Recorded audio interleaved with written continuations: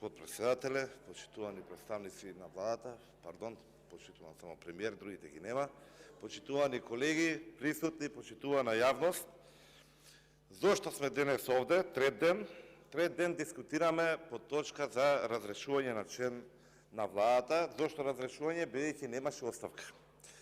Зошто разрешување за некој што само пред 13 месеци беше дел од нов тим во кој што се велеше дека ќе ги реши сите проблеми? Зошто само по 13 месеци, кога премиерот повторно кажуваше и тогаш дека знае што прави, исто како што не уверува и сега безуспешно дека знае што прави, по само 13 месеци ги имаме вакви пермутации, малверзации или акробации, како сакате повеќе да кажете. Јас би гледал малку светлата страна, бидејќи има навистина многу негативни работи и ќе се осврнам повеќе на тој аспект. Што ни е светлата страна? Бидејќи оваа точка за разрешување се претвара во еден процес на разгалување, на разоткривање од прва рака, од луѓе што беа директно учесници во самиот процес на формирање на оваа неуспешна влада од 13 месеци. Не беше доволно кажувањата на ВМРО ДПМН со кого си имаме работа. Не беше доволно нашите стравувања дека капацитетите на владата се ограничени, дека интересите им се лични и партиски, а не државни и јавни. Не беше доволно ни укажувањето од БЕСА, кој исто така има многу непријатно искуство со оваа влада. Пред 13 месеци го велиме тоа.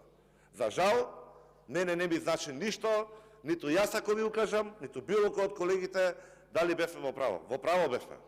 Изгубени 13 месеци за државата, во која што се загледавме се и се што. Такви ќе бидат и следните 10 месеци. Бидејќи со ништо не уверивте дека има некоја разлика, дека нешто е променето. Со ништо. Премиерот во неговото излагање укажа дека имало резултати некакви, не ги кажа кои се, бидејќи ги нема. Укажа исто така дека имало и грешки, не ги кажа кои се. За одговорност не ни станува ни збор. Оваа влада и овој премиер и СДСМ и ДУИ генерално се по тоа препознатливи. Да се направи злодело, да нема никаква одговорност. Тоа резултира со падот во довербата во системот, во институциите, па и во нас самите овде што дискутираме. Бидејќи само пред 13 месеци представниците на мнозинството не уверуваа во едно, да сега да не уверуваат во диаметрално спротивното. Овој процес на разоткривање, интересно, беше отпочнат токму од еден за кој што велеа дека да почекаме некој дали ќе барем еден, било кој представник на владата. Вака испаѓа дека на празно збориме. Аха, во ред. Но не мора само премиерот, било кој, културно е. Да, во ред.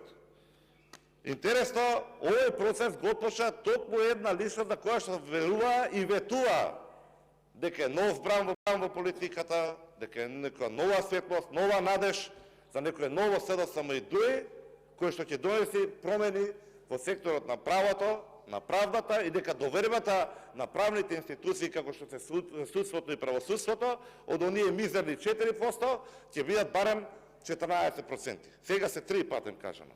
Но истиот тој човек искочи во јавност и каже што се случува. Се случува пазар 3. Класично тезгарање. Нема оваа држава вредности. Далеко сте ние од мери системи. Нема почитување, мерливост, споредби. Резултати да се гледаат. Не. Тука станува збор за класично пазарање, за политичка корупција, некој вела политичка проституција, се освен за пазување на државните интереси. Втората категорија што укажа беше директно од прва рака токму алтернатива. Директно каде што кажа дека беа измамени, изневерени, подценети. Дека требаше да има предвремени избори. Тогаш кога ги молеле, кога спаси оваа истата влада од клиничка смрт, во состојба на 60-60, дека сгрешиле и дека требаше превремени избори. Тука се сложувам и тука ќе кажам дека требаше. Дека потврди оваа влада со подобар стандард, дека го направи реално полош. И дека владењето на правото, наместо да имаме подобра состојба, ние имаме секојдневни скандали и корупција.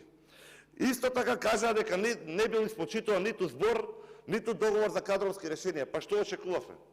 Па истите, тие не ги интересира за своите, за македонскиот народ. Го раскина македонското национално ткиво. Ги погазија сите национални интереси. Ова е влада на државна национална катастрофа.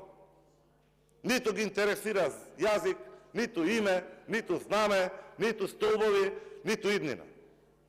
Како можете да очекувате дека некој коалицијски договор ќе биде испочитуван? И ова не се однесува за алтернатива, ова се однесува за нивните следни партнери, зашто нема да биде ништо поразлично. Ние се изнаслушавме тука се и се што сега ќе правеле Европски фронт. Да не забораваме, беа блескаме, па нови почетоци, па економски бум, сега ќе правеле економски фронт. Дали е коректно спрема нашите колеги представници на мнозинството? Па уште не е поминат извештајот од 2021 година. Уште трае седмицата. На Европска унија зборим извештајот. Толку интересот на владата. 2022 не е ни на дневен ред. Да ги видиме таму параметрите, како не оцениле. Да направиме споредба, да видиме што е добро, што е лошо. Да видиме кај ќе се движиме. Некој што го интересира Европската унија, од тука ќе почне. Да видиме која е насоката, каде да се подобриме, како да чекориме побрзо. Не се само уставните измени. Многу има работа. Но си имаме работа со неработници. Велиме Европска унија, ниту еднаш не ги погледнавте сите оние графикони што ги покажувавме од Националниот институт, компаративните анализи. Да се види кога секогаш кога доаѓа СДСМ на власт, драстично имаме пат на евроинтегративните процеси. Толку по овие параметри што ги кажавме. Поглавја, кластери, напредок, како сакате наречете го. Секаде е пат. И диаметрално спротивно на тоа, пропорционално за жал, секогаш имаме драстичен пораст на корупцијата. Секогаш кога ќе се појави СДСМ на власт. Тоа се компаративните анализи, следниот пат повторно ќе го кажеме. Да дискутираме за извештаите, самите ќе се уверевте. Нема да спомнувам Transparency International, нема да спомнувам очајната состојба во која се наоѓа, како ни е корупцијата метастазирана по институции. Кажете ми како да поверуваме дека сега 2-3 разрешувања или 3 или 4 нови назначувања, сега тоа ќе го промени за 10 месеци. Не можеме да веруваме. Тоа ќе бидат повторно изгубени 10 месеци.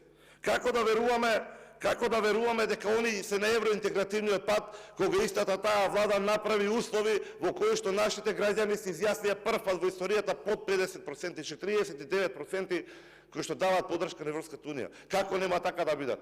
Кога под превезот на Европската унија се крие криминалот на власта, нивните тендери, договори во 4 очи, злоупотребите на власта, газењето на националните интереси, газењето по достоинството на македонскиот граѓани. Тоа не проаѓа и тоа така се рефлектира, за жал. Некој ќе треба после тоа ако трпно да работи да се врати до некоја нормална состојба. И нормално, и тука нема реакција. Како можеме да веруваме дека ќе биде подобро кога не убедуваат дека блескаме, а имаме инфлација на крајот од 30%? Вчера или завчера имавме во една неформална комуникација, не уверуваат дека и струјата била непокачена од наши колеги. Дека имало субвенции, а здравствените работници плата не земале 2 месеца. Не е во ред, колеги. Не се движиме никаде. Ништо не правиме на овој начин. Како можеме да веруваме во кажувања дека имаме 1300 км патишта направени? Па ви се молам. Може би деломно е благодарност за штеднаш како колешка на 2 дена ја мислам.